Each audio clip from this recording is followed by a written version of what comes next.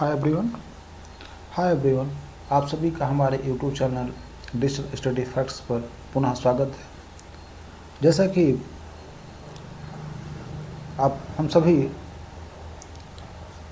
Class 10th UP board English का first chapter pros के अंतर्गत ए लेटर टू गॉड पढ़ रहे थे। बिना समय गंवाए हुए आइए हम पढ़ते हैं। अगर आप लोगों ने हमारे चैनल पर part 1 a letter to God यदि आपने ना देखा हो तो मैं आप सभी से आग्रह करूंगा, रिक्वेस्ट करता हूं कि आप लोग जा कर के और पार्ट 1 अवश्य देखें। आइए पार्ट 1 के आगे।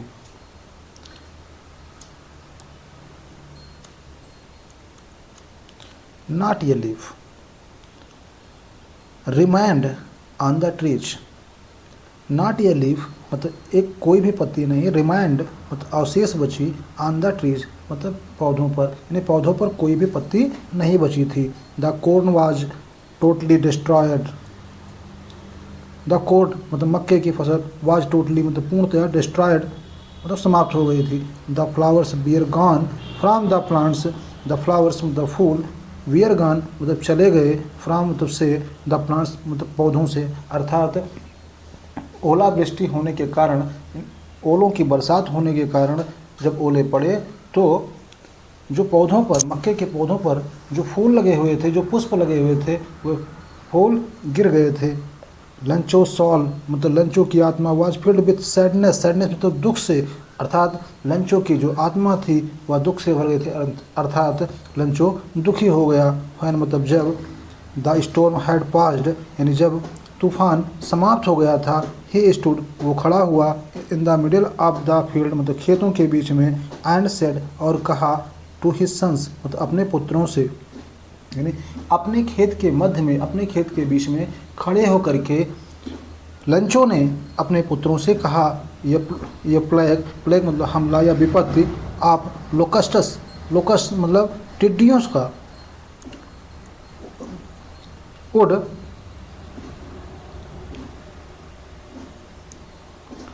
Have left more than this, यानी उसने कहा कि ये टिड्डियों का हमला या टिड्डियों का प्रकोप भी इससे ज़्यादा छोड़ देता।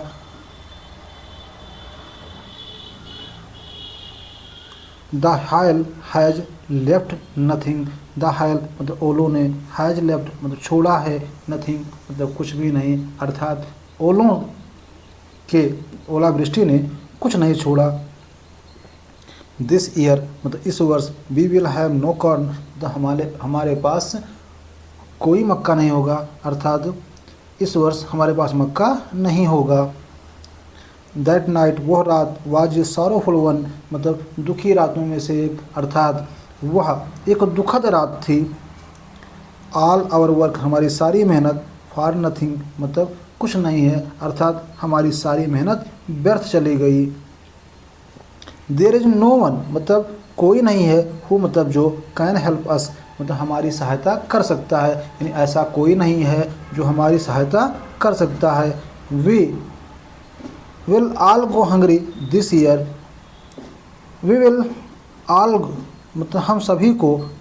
गो हंग्री मतलब भूखा रहना होगा, दिस ईयर मतलब इस वर्ष, अर्थात हम सभी को इस वर्ष भूखा रहना होगा। बट मतलब लेकिन, in the hearts of, hearts मतलब मन में या हृदय में, ऑफ ऑल मतलब सभी के, हु मतलब जो, लिव्ड मतलब रहते थे, इन मतलब में, दैट सॉलिटरी, दैट मतलब उस सॉलिटरी मतलब एकांत या अकेले, हाउस मतलब घर, इन द मिडिल मतलब मध्य में, ऑफ द वैली मतलब घाटी के। परंतु उन सभी के मन में जो उस घाटी के मध्य में एक अकेले एकांत घर में रहते थे, there was a single hope मतलब उन सभी के मन में एकमात्र आशा थी। हेल्प फ्रॉम गॉड, हेल्प मतलब सहायता, फ्रॉम गॉड मतलब भगवान की, अर्थात परमात्मा की सहायता। Don't be so upset, don't be मतलब मत होइए, सो मतलब इतने, अपसेट मतलब परेशान, यानी इतने परेशान मत होइए, मत होइए। इवन दो मतलब यद्यपि, दिस सीम्स मतलब ये प्रतीत होता है, लाइक मतलब के जैसा, ये टोटल लॉस मतलब पूर्णतया विनाश, अर्थात यद्यपि यह एक पूर्ण विनाश की भांति प्रतीत होता है। रिमेंबर मतलब याद रखो, नो वन मतलब कोई भी नहीं, डाइज मतलब मरता है, ऑफ हंगर मतलब भूख से, यानी कोई भी भूख से नहीं मरता है।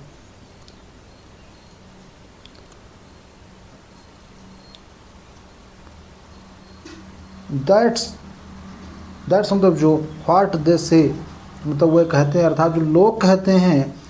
No one dies of hunger, no one मतलब कोई भी, डाइज मतलब मरता है, ऑफ हंगर मतलब भूख से, अर्थात लोग कहते हैं, यही बात कहते हैं, भूख से कोई नहीं मरता है। All through the night, all मतलब सभी, थ्रू मतलब से होकर, द नाइट मतलब रात से, अर्थात सारी रात। लेंचो थॉट मतलब लेंचो ने विचार किया या सोचा, only of his one hope, only मतलब एकमात्र, ऑफ मतलब कि, हिज मतलब अपने, वन होप मतलब एकमात्र जो है अकेली आशा, अर्थात उसने जो भगवान के उसके मन में जो बात थी कि हमारी सहायता कोई नहीं कर सकता है, केवल परमात्मा ही कर सकता है, तो उसने अपने इस विचार के बारे में पूरी रात वो सोचता रहा। द हेल्प ऑफ गॉड मतलब परमात्मा की सहायता, हुज आइज जिसकी आँखें, as he had been instructed, as मतलब जैसा, ही हैड बीन इंस्ट्रक्टेड मतलब जैसा उसे बताया गया था, इंस्ट्रक्ट मीन्स होता है जानकारी देना या सूचना देना। सी एवरीथिंग यानी जैसा कि उसे जो है बताया गया था, उसे लोगों के द्वारा उसने सुना था कि परमात्मा जिसकी दृष्टि सब कुछ देखती है, इवन मतलब यहाँ तक कि व्हाट इज मतलब जो है, डीप मतलब गहराई में, इन द वंस कंसाइंस मतलब अंतर्मन, अर्थात मन के अंदर, यानी उसे जैसा कि उसे बताया गया था कि परमात्मा के बारे में कि जिसकी दृष्टि सर्वत्र यानी सभी जगहों पर देखती है, यहाँ तक कि किसी व्यक्ति के अंतर्मन की गहराई में भी जो भी बात होती है परमात्मा उसे देखता है। Lencho was an ox of a man, Lencho मतलब लेंचो वाज मतलब था, एन ऑक्स मतलब एक बैल, ऑफ ए मैन मतलब एक बैल की तरह वह व्यक्ति था, वर्किंग मतलब कार्य करता, लाइक मतलब के जैसा, एन एनिमल मतलब एक जानवर की तरह, इन द फील्ड्स मतलब खेतों में, बट मतलब परंतु, स्टिल मतलब अब भी, ही न्यू वो जानता था, हाउ टू राइट मतलब कैसे लिखना या जैसे लिखना है पत्र को। लंचो एक बैल जैसा आदमी था जो खेतों में जानवरों के जैसा कठिन परिश्रम किया करता था, लेकिन फिर भी वह लिखना जानता था।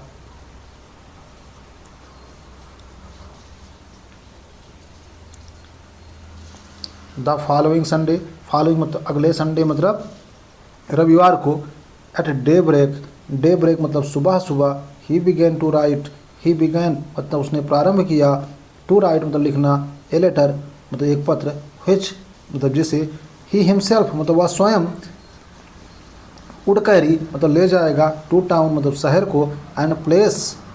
इन द मेल और वह उसे डाक में पोस्ट करेगा, अर्थात वह डाकखाने में डालेगा। यानी अगले रविवार सुबह उसने एक पत्र लिखना शुरू किया, जिसे वह स्वयं शहर को लेकर गया और जो है डाकखाने में डाल दिया। इट वाज नथिंग लेस मतलब या कुछ कम नहीं था, देन मतलब से, ए लेटर टू गॉड मतलब भगवान के नाम एक पत्र, अर्थात भगवान के नाम एक पत्र के सिवा ये कुछ नहीं था। गॉड मतलब परमात्मा, ही रोट उसने लिखा, if you don't help me यानी if you don't help me, यदि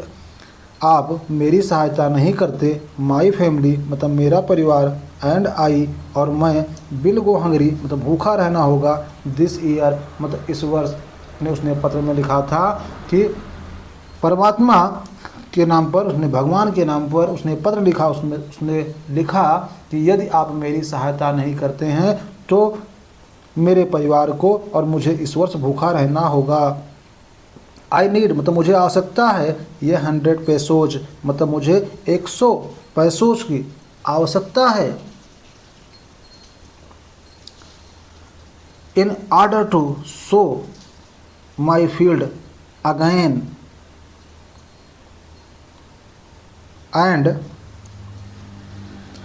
to live until the crop comes. यानी उसने पत्र में लिखा था कि मुझे अपने खेत को बोने के लिए तथा अपनी अगली फसल पकाने के लिए तथा जीवन यापन करने के लिए मुझे 100 पेसोज की आवश्यकता है। बिकॉज मतलब क्योंकि द हेल स्टोर्म मतलब ओलावृष्टि ने अर्थात ओलों ने, he wrote to God, he wrote मतलब उसने लिखा, टू गॉड अर्थात जहाँ किसी पत्र में किसी का एड्रेस या जो पता लिखा जाता है उस पर, उस स्थान पर उसने केवल लिखा टू गॉड, यानी हिंदी में कह सकते हैं सेवा में परमात्मा। ऑन द एनवेल्व मतलब लिफाफे पर, यानी जो पत्र जिस अपने पत्र को जिस लिफाफे में लिखा उस लिफाफे के ऊपर जहाँ पर पावर्थी जो होता है, जो पाने वाला होता है,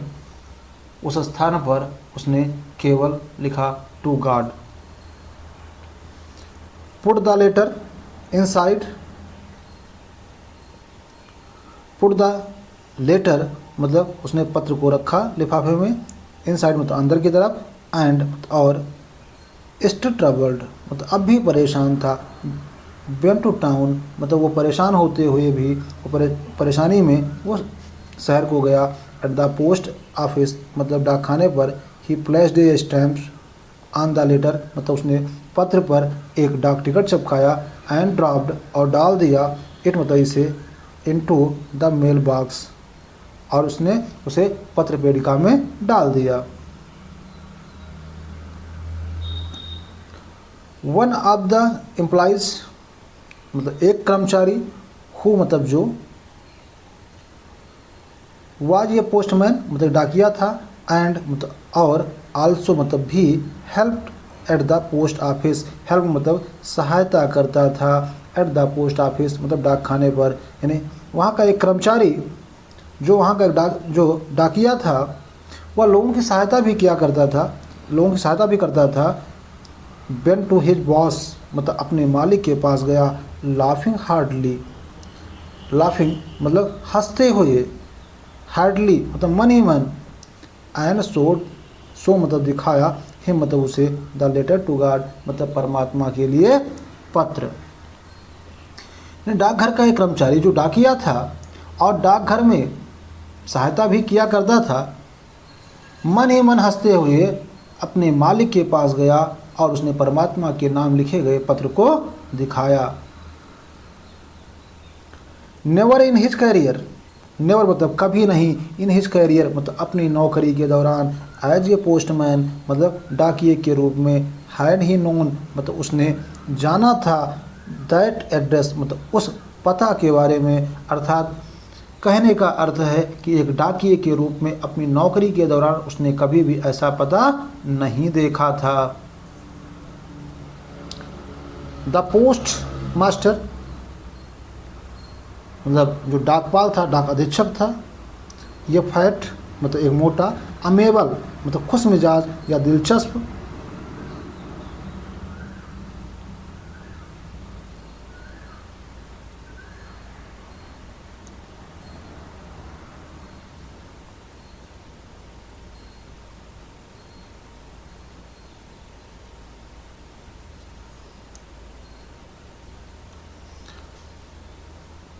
मतलब जो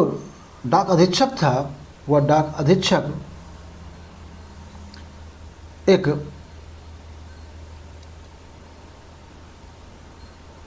मोटा और खुशमिजाज यानी सज्जन व्यक्ति था। आल्सो मतलब भी ब्रोक आउट लाफिंग मतलब वह भी जोर से हंसा। बट मतलब लेकिन ऑलमोस्ट इमीडिएटली लेकिन लगभग तुरंत ही टर्न्ड सीरियस वो गंभीर हो गया। एंड टैपिंग और थपथपाते हुए द लेटर मतलब पत्र को ऑन हिज डेस्क मतलब अपनी मेज पर। अर्थात जो डाक अधीक्षक था वह मोटा व्यक्ति था लेकिन सज्जन था, खुशमिजाज था। वो जोर से हंसा और हंसने के बाद वह शीघ्र ही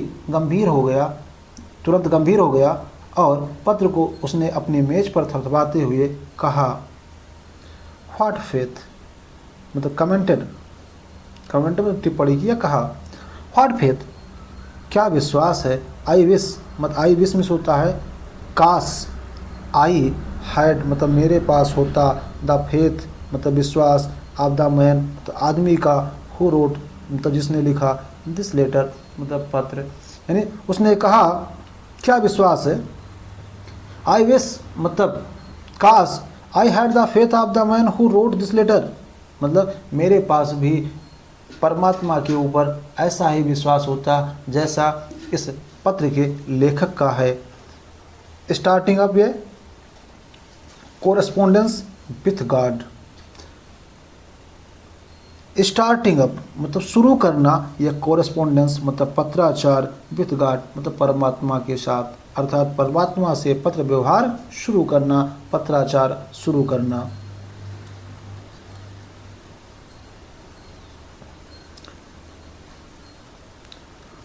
सो मतलब अतः या इसलिए, इन ऑर्डर नॉट टू से मतलब डगमगाए नहीं या हिले नहीं, द राइटर्स फेथ द लेखक का विश्वास, इन गॉड मतलब परमात्मा में,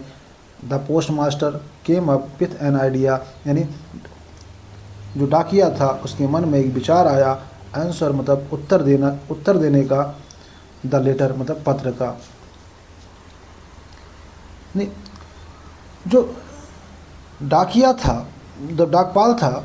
उस डाकपाल के मन में एक विचार आया कि इस पत्र का उत्तर दिया जाए। बट मतलब लेकिन, when he opened it, when मतलब जब, ही ओपनड इट, ही मतलब उसने ओपन मतलब खोला, इट मतलब इसे यानी जब उसने इसे खोला, इट वाज एविडेंट मतलब ये स्पष्ट था, दैट मतलब कि टू आंसर मतलब इट मतलब इसका उत्तर देना, ही नीडेड मतलब उसे आवश्यकता थी, समथिंग मोर मतलब कुछ अन्य की, देन मतलब तुलना में, गुडविल मतलब सदिच्छा, इंक मतलब स्याही, एंड पेपर और कागज। यानी जब उसने पत्र को खोला तो ये स्पष्ट था कि इस पत्र में उत्तर देने के लिए सदिच्छा, स्याही और कागज से अधिक कुछ अन्य की आवश्यकता थी। बट मतलब लेकिन, ही स्टक वो अडिग रहा, टू हिज रेजोल्यूशन, लेकिन वह रेजोल्यूशन मतलब निश्चय पर, यानी लेकिन वह अपने निश्चय पर अडिग रहा। ही आस्क्ड मतलब उसने, ही आस्क्ड फॉर मतलब उसने मांगा, मनी मतलब धन, फ्रॉम हिज एम्प्लॉइज मतलब अपने कर्मचारियों से, ही हिमसेल्फ यानी उसने स्वयं, गेव मतलब दिया, पार्ट ऑफ हिज सैलरी मतलब अपने वेतन का अंश या भाग, यानी उसने अपने कर्मचारियों से धन मांगे अर्थात चंदा इकट्ठा किया। ही हिमसेल्फ उसने स्वयं भी गेव मतलब दिया, पार्ट ऑफ हिज सैलरी और उसने अपने वेतन का कुछ भाग या कुछ अंश उसने भी दिया।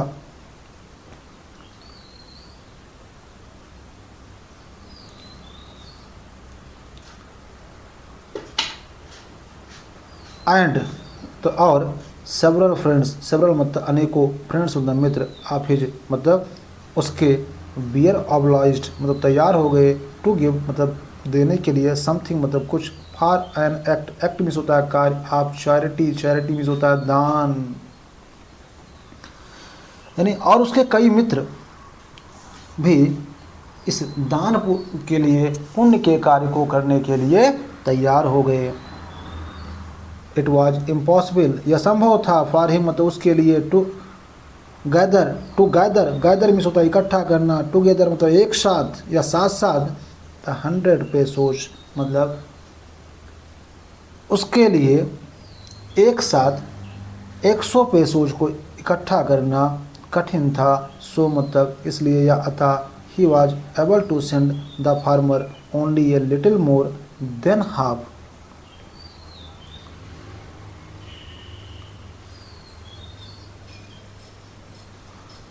इसलिए वह जो है किसान को आधे से थोड़ा ज़्यादा ही धन भेज पाया। ही पुट द मनी, उसने रखा, द मनी मतलब धन को, इन एन इनवॉल्व मतलब लिफाफे में, एड्रेस टू लंचो मतलब लंचो को संबोधित करते हुए अर्थात लंचो का पता उस पर लिखते हुए, एंड मतलब और विथ इट मतलब इसके साथ, ए लेटर मतलब एक पत्र, कंटेनिंग मतलब रखते हुए, ओनली ए सिंगल वर्ड जिस पर एक मात्र शब्द आएजिए मतलब के रूप में, ए सिग्नेचर ऑफ गॉड। मतलब उसने क्या किया कि उसने उस धन को जो उसने स्वयं और अपने साथियों से, कर्मचारियों से इकट्ठा किया था, तो वो धन आधे से कुछ ज़्यादा था। उसने उसे लिफाफे में रखा और लिफाफे पर लंचों का पता लिखा और धन के साथ एक पत्र भी उसने उस लिफाफे में डाल दिया जिस पर हस्ताक्षर के रूप में केवल एक शब्द था, परमात्मा, भगवान या ईश्वर, जो भी आप कह सकते हैं, गॉड मीन्स।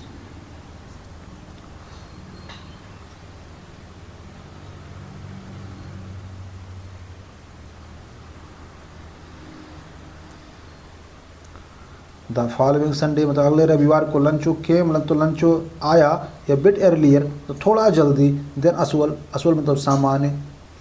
टू अस्क मतलब पूछने के लिए, इफ़ दियर वाज ये लेटर मतलब क्या कोई क्या पत्र था, फॉर हिम मतलब उसके लिए। नहीं, अगले रविवार को अन्य दिनों की तुलना में यह पता लगाने के लिए थोड़ा जल्दी आया कि क्या उसका कोई पत्र था। इट वॉज द पोस्टमैन मतलब ये डाकिया था, हिमसेल्फ मतलब स्वयं, हु हैंडेड मतलब जिसने पकड़ाया, द लेटर मतलब पत्र को, टू हिम मतलब उसे, फाइल मतलब जबकि, द पोस्ट मास्टर मतलब डाकपाल या डाक अधीक्षक, एक्सपीरियंसिंग मतलब अनुभव कर रहा था, the contentment of a man who has performed a good deed. यानी ये डाकिया स्वयं था जिसने उस पत्र को दिया था, जबकि डाकपाल एक्सपीरियंसिंग मतलब अनुभव कर रहा था, द कंटेंटमेंट मतलब संतुष्टि का, ऑफ ए मैन मतलब एक आदमी का, हु हैज परफॉर्म मतलब हु मतलब जिसने, हैज परफॉर्म मतलब दिखाना या प्रदर्शित करना, या गुड डीड मतलब एक नेक कार्य, अच्छे कार्य का, लुक्ड मतलब देखना, फ्रॉम हिज ऑफिस मतलब अपने कार्यालय से। कहने का अर्थ है कि जो डाकिया था उसने पत्र उसे स्वयं दिया और डाकपाल एक अच्छे कार्य के लिए, एक नेक कार्य करने वाले व्यक्ति के समान संतुष्टि का अनुभव करते हुए अपने कार्यालय से, अपने दफ्तर से ध्यान से देख रहा था।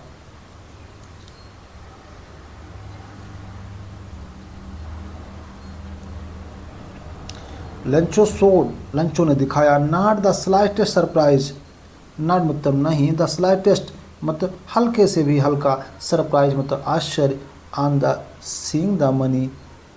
ऑन द पर, द सीइंग द मनी मतलब धन को देखने पर, अर्थात लंचो ने धन को देख करके कोई हैरानी व्यक्त नहीं की। सच वाज हिज कॉन्फिडेंस, सच मतलब ऐसा, वाज मीन्स था, हिज कॉन्फिडेंस मतलब विश्वास, ऐसा उसका विश्वास था। बट मतलब लेकिन, ही बिकेम एंग्री वह नाराज हो गया, व्हेन ही काउंटेड, व्हेन मतलब जब, ही काउंटेड मतलब गिना, द मनी, मनी मतलब धन को, यानी जब उसने धन को गिना लंचो ने, तो लंचो गुस्सा हो गया, नाराज हो गया। गॉड मतलब परमात्मा, could not have made a mistake मतलब मिस्टेक में होता है भूल, यानी परमात्मा कभी भूल नहीं कर सकता है, नार मतलब ना ही, कुड ही हैव डिनाइड और ना ही वो मना कर सकता था, लंचो व्हाट ही हैड रिक्वेस्टेड, लंचो मतलब लंचो ने, व्हाट मतलब जो, ही हैड रिक्वेस्टेड मतलब जो उसने निवेदन किया था, जो उसने प्रार्थना की थी। ऐसा उसका मानना था लंचो का कि ना तो परमात्मा से कभी भूल हो सकती है और ना ही परमात्मा उसे कभी मना कर सकता है। इमीडिएटली मतलब तुरंत या शीघ्र ही। Lencho went up to the window, Lencho मतलब लंचो, वेंट अप मतलब गया, टू द विंडो मतलब खिड़की पर, टू अस्क मत फार मतलब मांगने के लिए, पेपर मतलब कागज, एंड इंक और स्याही। नहीं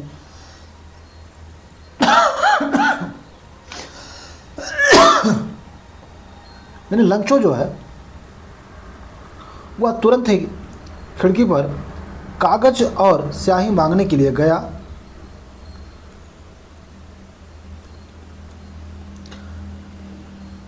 on the public writing table, on मतलब पर, द पब्लिक मतलब पब्लिक राइटिंग टेबल मतलब सार्वजनिक लेखन वाली जो मेज़ थी, यानी जहाँ पर जो लोग पत्र डालने के लिए आते थे, बैठ करके पत्र लिखते थे, सार्वजनिक लिखने वाली मेज पर, he started to write, he started मतलब उसने प्रारंभ किया, टू राइट मतलब लिखना, विथ मच रिंकलिंग मतलब विथ मतलब से या साथ, मच रिंकलिंग मतलब सिकोड़ना मतलब अधिक जो है सिकोड़ते हुए, आप हिज ब्रो मिस होता है भाव, अर्थात अपने माथों को अधिक सिकोड़ते हुए, कास्ड बाई मतलब के कारण, द एफर्ट मतलब प्रयास, he had to express his ideas, to express भी होता है अभिव्यक्त करना, हिज आइडियाज मतलब अपने विचारों को। यानी उसने जो है उस समय उसके माथे पर सिलवटें थीं जो कि अपने विचारों को व्यक्त करने के प्रयास के कारण प्रकट हुई थीं। व्हेन ही फिनिश्ड यानी जब उसने लिखना समाप्त किया, he went to the window वह खिड़की पर गया, टू बाय मतलब खरीदने के लिए, या स्टैम्प मतलब एक डाक टिकट, विच मतलब जिसे ही लिक्ड मतलब उसने जीभ से चाटा,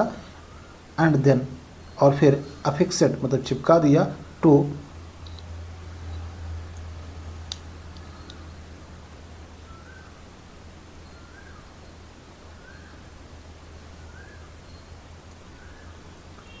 द एनवेलप मतलब लिफाफे पर, विथ ए ब्लो मतलब प्रहार, ऑफ हिज फीस्ट मतलब अपनी मुट्ठी के, फीस्ट माने होता है मुट्ठी। यानी जब वो लिख चुका तो वह फिर डाकखाने की खिड़की पर गया और वहाँ जाने के बाद उसने एक डाक टिकट खरीदा और डाक टिकट को उसने खरीद करके और उसने डाक टिकट को अपने जीप पर लगाया और जीप से लगा करके उसके बाद लिफाफे पर रख करके और मुट्ठी से उसने पीट करके और लिफाफे पर उस डाक टिकट को चिपका दिया। द मोमेंट में सुधा क्षण, द लेटर मतलब पत्र, फेल मतलब गिरा, इनटू द मेल बॉक्स मतलब पत्र पेटिका में, द पोस्ट मास्टर मतलब डाक अधीक्षक या डाकपाल, बेंट मतलब गया, टू ओपन इट मतलब इसे खोलने के लिए, इट सेड इसने कहा था, गॉड मतलब परमात्मा, ऑफ द मनी मतलब धन, दैट मतलब जो, आई आस्क्ड फॉर मतलब मैंने मांगा था, ओनली 70 पेसोज मतलब केवल 70 पेसोज, रीच्ड मी मतलब मुझ तक पहुँचे। अर्थात जैसे ही उसने लंचो ने जिस क्षण उसने पत्र को डाक पेटी में डाला, डाकपाल उसे खोलने के लिए गया, पत्र में लिखा था इट सेड उसने कहा था, गॉड मतलब परमात्मा,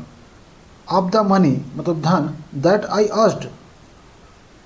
दैट मतलब जो, आई आस्क्ड फॉर यानी मैंने मांगे थे, ओनली 70 पेसोज मतलब केवल 70 पेसोज, रीच्ड मी मतलब मुझे पहुँचे। अर्थात उसने लिखा